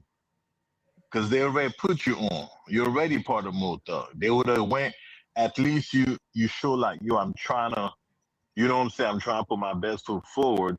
You're not waiting for nobody put a fuck, I'm trying not to get, to get too excited, but you're not trying to let nobody spoon feed you. They gave you the alley-oop, or they have any jokers that was part of the Mo Thug family. You know what I'm saying? Could have went off and did find a budget studio and did a project and holler at them dudes. So regardless how cats feel, even if the contract wasn't to your liking, it gave you a platform. It gave you a face. You know what I'm saying? And you had the Bone cult following everything Bone did. You know what I'm saying? So, and I got all the Mo Thug, I had all full Mo Thug projects and the solo things that they did, the groups did. So there wasn't no reason for them not to go off and do their own thing. Yeah, I agree with Casino saying, man. Listen, everybody you can grind for yourself, man. You do not have to let your career die because it didn't work in this setting with this group of people. Maybe it just wasn't for you at this time. But I believe with Soulja Boy, I believe it had to do with his persistence. You know what I'm saying? Being persistent, because nobody can kill your career, man.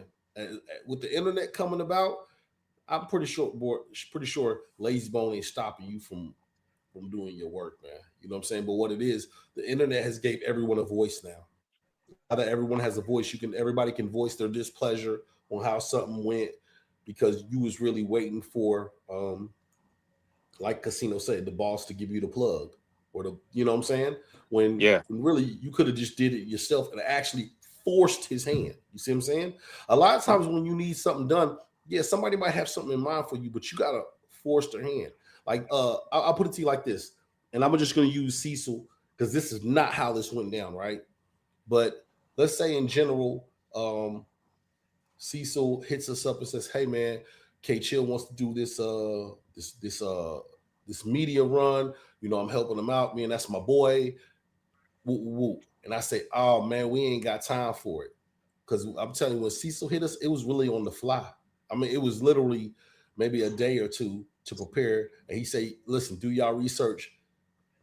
This is my boy, man. Listen, in so many words, he's basically saying, look, don't drop the ball.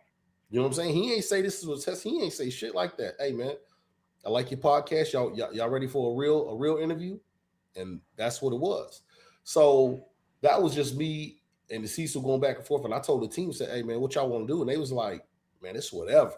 And they immediately just got to it. You know what I'm saying? It really wasn't no real questions asked besides that first question. What y'all want to do?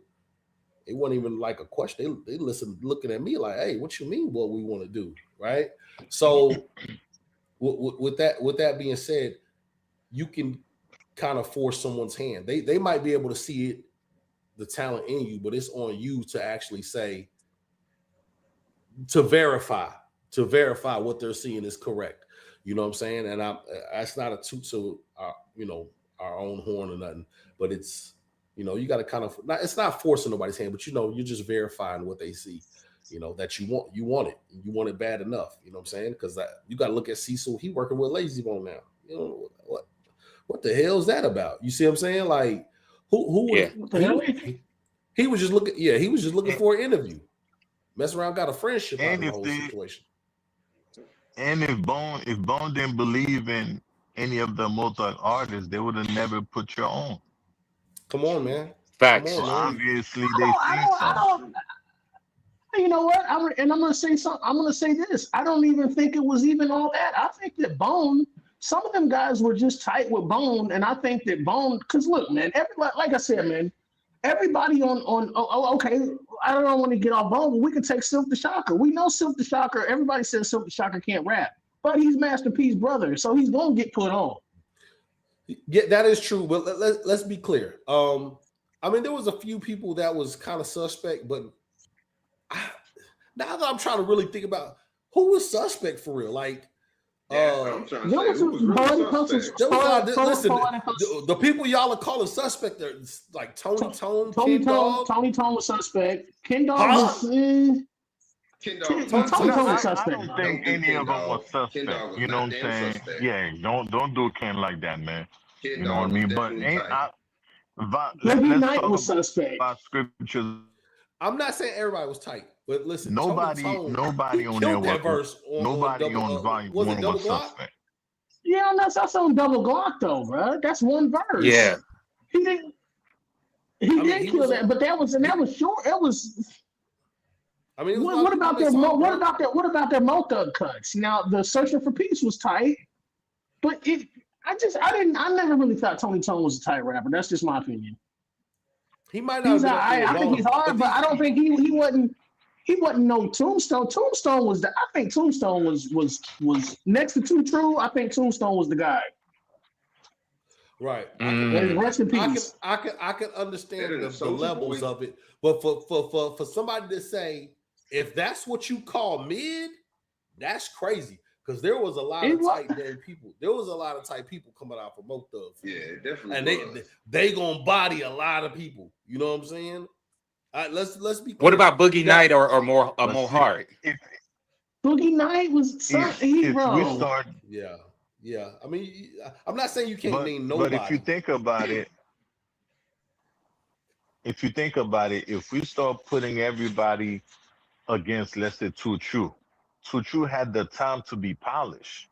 Some of these dudes didn't have the experience. Everything comes with experience. So we don't know how they will develop over time. You know what I mean? Because Mo Thug, really, the original members of Mo Thug that was on Volume 1, it feels like they came and went. Because we got Volume 1 and Volume 2. They wasn't on Volume 3 or 4, really.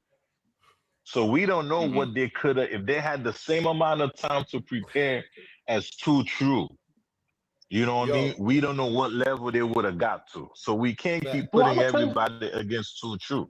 Hold on, let me say Listen something to real me. quick. Hey, Two True was already a rap group. The rest of it, to Graveyard Shift and Poetic Hustlers was put together when Mo Thugs. Them guys, Poetic Hustlers wasn't even a group until they formed Mo Thugs. So Two True was already rapping before that. They've been rapping since high school. And I don't think But Graveyard. that's my I think point. they say Graveyard. hey, hold on real quick. Average sneaker guy says no original Mo Thug member was suspect. Don't ever disrespect Ken Dog like that. Yeah. shout Let out. them know. Shout out. But that's You my know. point exactly. Too True got, Too True got to a point where they're on that professional level. So we can't compare everybody to Too True. You know what I'm saying? Soldier Boy didn't have that type of experience, but we all agree he was one of tightest Mo Yeah, Thug he artists. definitely was nice. You know what I'm Yeah. saying? So we got to give people a chance to grow and start learning, the art. So we can't be like, oh, that's like you compare yourself to your kids. They haven't lived your life yet. So they're not Yeah. going to be as good as you are at that moment in time. But once they start putting in, the work, they're going to get there. But it just didn't last long enough. And I don't think the public really realized how fast we was getting things from the Bone Camp. Everything was, Right. since they debuted in '94, everything been back to back to back. We should be surprised them jokers still had something to say, because they was getting at us so much when starting from Crew to Come Up, every year they was dropping something, and they was Right. dropping Mo Thug at almost the same time as Bone Projects. Right. Facts. Okay. Dante and your average sneaker guy are conspiring. Dante says, I feel like by the time the Mothership album dropped, Mo Thugs had better rappers. Um, No way. hang on. Oh man, Hold on. Your average sneaker guy says facts, Dante. By the time Mothership came, Mo Thugs had far better rappers. What you think about that? the Mothership, people Mm. gotta go and listen to the Mothership album. People gotta go, like, when Bone came out in '94, we claimed them as the originators of what they did. When the first Mo Thug dropped, we gave them the same credit. But as Mo Thug grew, as the volumes grew, the beats were better, the styles were better, because everybody by now starting develop a sense of the direction that they was trying to go. Mo Thug 3 is definitely one of the best Mo Thug projects. And I got all four, look so like a I know review. all of them. It looked like a review's coming. After we You know what I'm Yeah. saying? We should do that. after we do Faces of Why? Death, it looks like a review. We can do more thugs. We should have been doing more thugs family scriptures. Well, we gotta do Faces of Death, man. We gotta do one of the classics, man. And listen, and yes, That, low key, Faces of Death is a classic, bro. Classic. oh Classic. yeah, it is. It Chris is. Cross Faces on of stage. Death. But yeah. But Mothership though, I think Mothership was definitely a solid, that was a solid album. And with Desperados, and even with the singles that came out of that, with This Ain't Oh yeah. Living and Did He Really Wanna, and then in turn the group that Lazy's brother was in, Lazy and Flesher's brother was in, um Eternal I- damn Immortal Thugs. Immortal Thugs. Yes, thank you. Immortal Thugs. Like that group was super solid. You know what I mean? So um Potion was there. So, DJ Ice. So yeah, I mean the movement was still they was still able to continue on. And like you said, they just got better and they got better.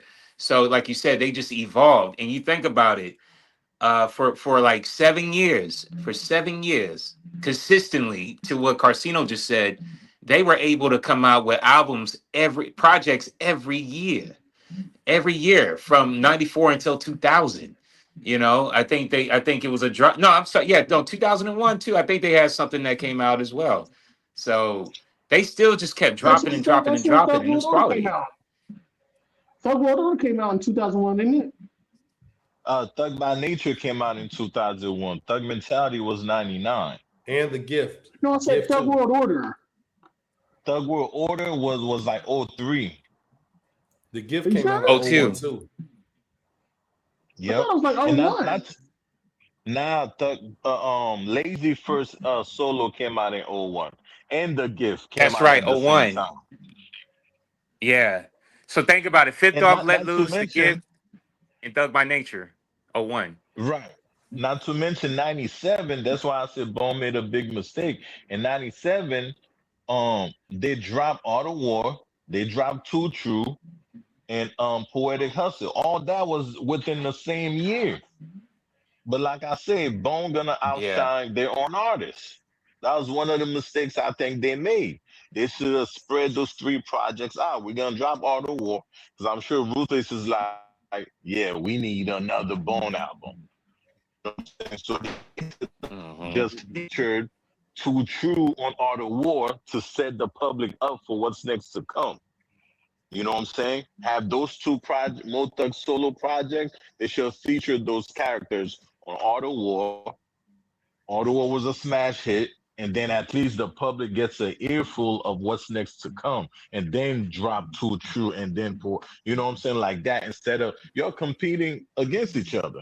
Bone gonna Right. win. Dante says, Grim, listen to the single. Did he really? Did they? Did he really? They had way better rappers. Who? Which one?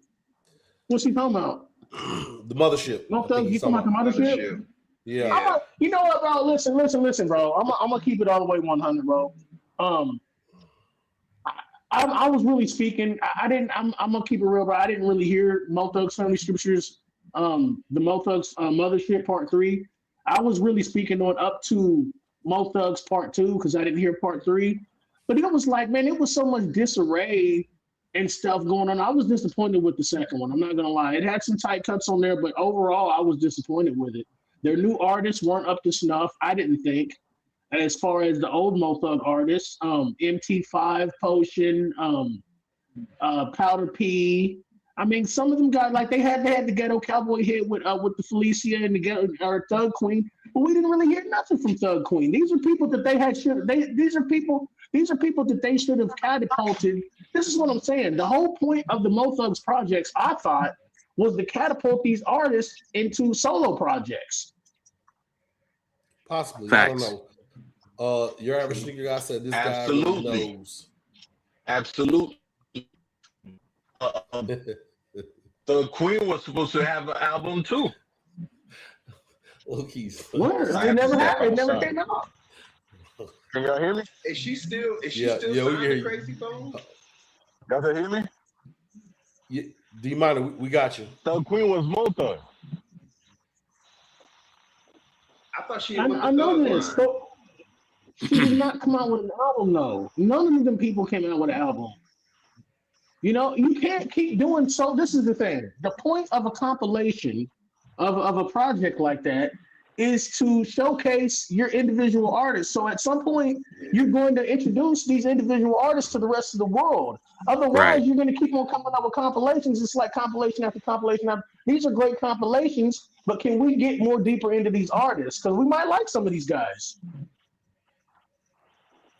I mean, I agree we really with what you don't said. know. I do agree. Besides the Thug Line artists, we really don't know why the Mo Thug artists projects never came through. You know, why they got shelved. You know what I mean? But we know when Crazy left Mo Thug, that was a turn of events. And we know Mhm. Thug Line artists, they didn't get to do their solo because Loud folded while Crazy was doing his solo album. Right. Facts, that's Loud true. folded. True. You I know what I forgot mean? about So that. Thug Line didn't get to debut their solo projects. K Monk got to release one off of Thug Line. K Monk is the only one that got to release his solo project. So, Mhm. but people people got to go back to we. There's so much. I think they just had too much on their plate. You know what I mean? That's a lot of people to try to debut. You know, which I kind of agree. If you're gonna say like there's a project coming, we should see it eventually. But I guess they had the fallout before all that came. You know, which I blame Mo Thugs because once the whole Mo Thug thing was over, those projects that got shelved, you could have been like, what can we do with this since ain't no more Mo Thug? Can I take it to Def Jam or Interscope or whatever the case may be? Mm-hmm. Yeah, they could have shopped around, So bro. They could have yeah, Factual. That's factual. Yeah, they could have definitely went and shopped again. It's just about work ethic. And I mean, again, it's kind of like OJ the Juice Man. Some people would say he was more talented than Waka Flocka. But Waka Flocka just had a lot more work ethic. I mean, he had his mom there, yeah, but I think the fact is that, Waka was able to just run right by OJ the Juice Man. And that's how he was able to bubble more than Juice Man, because Juice Man was doing whatever he was doing.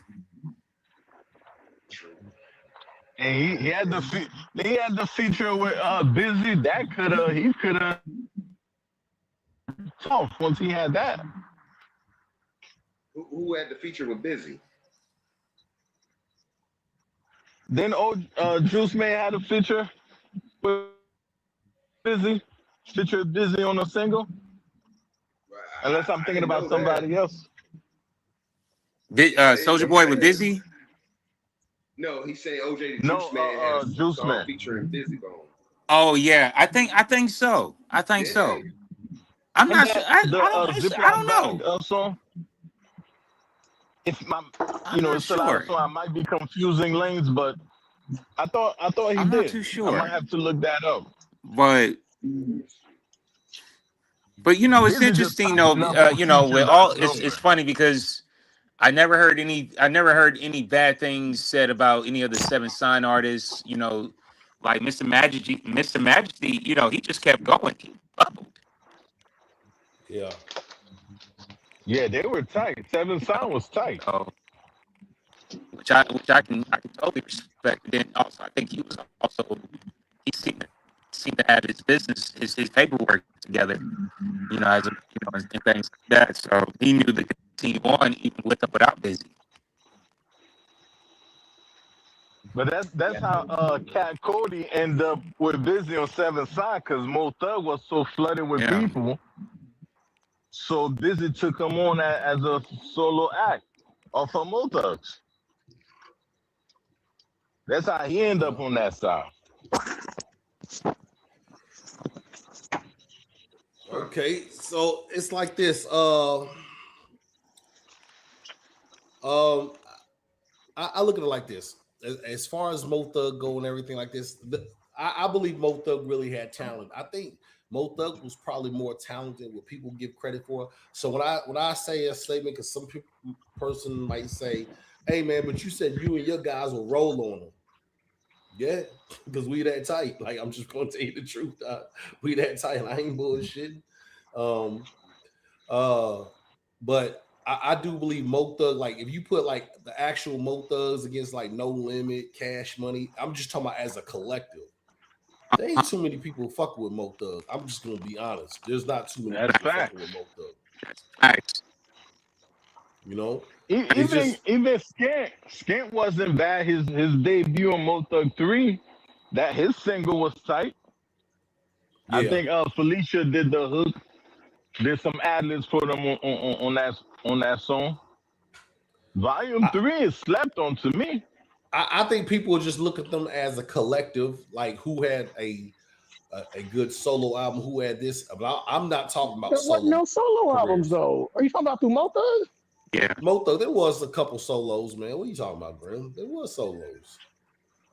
You just didn't about cop albums. I'm talking about albums. I caught that too true. I caught that too true. Yeah, you cop Too True, but you just said there were no albums. You didn't get that They Poetic had Too Hustlers. True. I did. Yeah, I did not get that, but I have heard it though. I didn't have a copy of it. Trials and Tribulations. Can y'all hear me? You breaking up real bad. But nah, he thinking about Joker the Bill Bondsman. Nah, he Yeah, want That's Hellboy what I'm first. probably That's thinking what he about. thinking about. Yeah, that's what I was thinking. But all I'm saying in general, man, if you go talent for talent and bar for bar, you're not rolling up on nothing. Like, even though I be talking my shit about if King Jamma. Hellboy keep dropping bone, yeah, King Jamma, Matthew Smith. Soulja Boy keep talking about bone, I'm gonna drop 16. I ain't playing, but I ain't saying it's gonna be a walk in the park. You know what I'm saying? I ain't even telling you I'm gonna win. I just got 16. Yeah, better pack a lunch. Nah, he's cold. Now, Soulja Boy did himself dirty, shot himself in the foot because the name. I don't care who says what. I'm not giving up my name. Come on, bro. I'm not giving up my name. Come on, bro. He would have had to pay me some money. We're gonna have to go broke before I be like, I can't fight no more. You know what I'm saying? Oh yeah. Because Listen, man, that's what I was telling with that Cecil. was a dumb move. That's what I was telling Cecil. Dude, if he fought for that name, even though Soulja Boy Tell Em did come out with the hits, God, as long as you don't surrender, bro, they're always gonna talk about who the hell is this guy, Soulja Boy? Man, you know who the hell it is. It's the guy who originally had the damn name. You know what I'm saying? Right. And the thing is, you look, you could always back reference, and there's always gonna be facts. True. You can always go to 97 and see Soulja Boy had, or 96 and see that Soulja Boy existed. And Yeah. I do know the youth will say, but who blew up with it? But you know the OGs I will don't say, give a fuck. well, who had it first? That's the rules we played by in the 90s. Who had it first? Right? That's the whole thing with Bone. Right? Bone. Like if we found that Bone, like Twista was really rapping fast before Bone, it's definitely gonna matter. It's definitely gonna matter. But there was no record of who was rapping fast first. You know? Right. And Crazy Mo kind of lose to that. Nobody crossed paths to hear the other guy rap fast. Now if they really want to be like, oh, who blew up the name? They can't sleep on Mo Thug Volume 1. That's over 4 million copies. So Right. Soulja still blew up with that name. Yeah. But unfortunately, ain't no solo project for him to, when you have your solo project, the media's focused on you. So it wasn't nobody individually that got focused on as far as Mo Thug goes. But if he had, Right. you know what I'm saying, drop his solo, then nobody would have nothing to say. And Soulja Boy, not only was he on we keep talking about the family scripture, he was on Vibe when he ain't that what it's called, Vibe? Yeah. On Art of War, you know what I'm saying? So we can't discount that, man. Mind you, that was so a he great was song. Definitely on a major platform with the name. Yeah. If I'm Soulja Boy, I'm kicking it off right now, bro. You dissing Bone for what? I'm coming back at Soulja Boy. Why Soulja Boy like Drake? No, Soulja Boy. I'm coming at you, bro. I don't care how old I am. Draco. You saying fuck Bone, but you give the name to some kid who came out with some stupid dance. Right. How you look now? Right. I would still go at him too. And because the thing is, you make enough noise. See, Bone is too high up the totem pole. You might actually know him, but they too high up the totem pole for you to even get with. But Soulja Boy, you say enough. So Soulja Boy gonna holler at you, bro. Soulja Boy gonna holler at you. You speak enough about Soulja Boy, he gonna holler at you. That's even for this podcast. We say enough about Soulja Boy Tell Em. Soulja Boy gonna do a podcast like, who is these motherfuckers? Yeah, you speak enough about Soulja Boy gonna pop up like the boogeyman. You say his name 3 times. Yeah. So Vet, what's happening, bro? What's happening? Vet? I know We ain't shot you out before, man. Yeah, man. Gold Mothership. Hazard. In the scripture, the Mothership. Did they have any singles off of that album, The Mothership? Yeah, did you really wanna This Ain't Living and Lazy? They got a video with Business in it, Booyah Tribe is in that video. Really? All Life Flowing, that was volume 4. What is volume 4? There's a Mo Thugs Mothership volume 3. Which is volume 4? Yeah, you're breaking up right now. Hold on. JB has a question. Hold on. JB has a question. JB says, do you think Art of War was the test stage for Mo Thugs to step out in the scene? Hold on. So do y'all think it was a test stage, man? Art of War? I don't know. I don't think it was. I think they was trying to put people on though. I don't think it was a test stage. Oh, that's a song. Dang. And D Minor says having internet trouble. So I ain't hear the question or the comment. Okay. JB had said, do you think Art of War was a test stage for Mo Thugs to step out on the scene?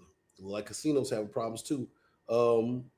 And D Minor says he was having internet problems, so he gonna step away. But it was a pleasure speaking with you, brothers. And thank you so much for allowing me to be in a space and stay blessed. No, for sure. Don't be a stranger, bro. I mean, I know you always here, man.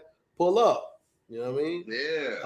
California love. Dante says volume 4 was called The Movement. It was decent. Really? Your average sneaker guy says, dang, y'all really slept on Mothership. I see. Come on, Jay. We're going to have to do a review on it, bro. I'm trying to tell you. Listen, because a lot of these things, when you were young or younger and you listen to them, like I definitely want to hear Grimm's take when he re-listens to The Gift, bro. Because I remember when Grimm had listened to it way before me and he like crapped all on it. But when you're young and your homie says it's crap, you expecting crap, so it's probably going to be crap. I didn't get the same impact as I did as if I would have listened to it now, though. Exactly. Okay. No, facts. Because I know when we were younger, we were definitely looking for East 99 Eternal. I know I was. I ain't gonna front. That says a lifelong was on the movement. Because Mo Thugs. Yeah. Because Mo Thugs was on East 99. So yeah, the Art of War wasn't a stage test. Facts. That says This Ain't Living was on the Mothership. Okay. And Casino says he lost signal. I'm still tuning in. Facts. Look, it's the 2-hour mark anyway. We about to head off anyway. Listen, Friday, 8:00. We tuning in. The Dash project drops. So, for everybody who's pre-ordered, because I don't think it's going to be on streaming on all platforms on the first, man. So if you ain't pre-ordered, you might not be able to hear it, man. I don't know, man. So we're going to talk about it for people who pre-ordered, who got products. Pull it with your product, show what you got. I know I'm going to show my trinkets, you know what I'm saying? And then we got for the 11th, because, we're not going to treat Faces of Death like it ain't a classic. We got to give it its own special day for Faces of Death. You know what I'm saying? We're gonna review this Faces of Death, damn